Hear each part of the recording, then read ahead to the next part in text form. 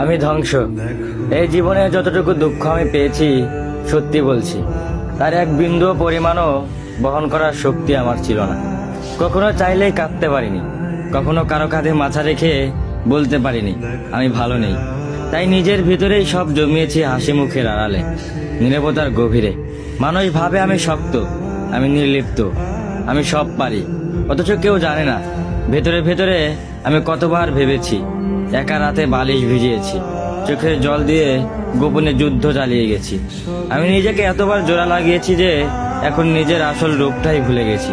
কখনো ভাবিনি হয়তো এই দুঃখগুলো সামলে নিতে পারবো, হয়তো সময় ঠিক করে দিবে সবকিছু।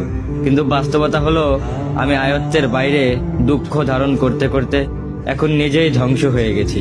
এখন মনে হয় আমি নেই, আমি কেবল এক ভাঙা মানুষ, যার ভিতরে অনেক কথা জমে আছে কিন্তু শোনার কেউ নেই। সবাই বলে খারাপ সময় সবসময় থাকে না, সময় ভালো হয়ে যাবে, কিন্তু কেউ বোঝে না সময় শুধু ক্ষত তৈরি করে, সেগুলো শুকায় না। আমি এখন কেবল একটু নীরবতা, মুখে হাসি, চোখে অন্ধকার আর মনে একরাশ দুঃখের বোঝা নিয়ে প্রতিদিন বেঁচে থাকার অভিনয় করে যাই। আমি ধ্বংস হয়েছি, তবু মুখে বলি আমি ভালো আছি।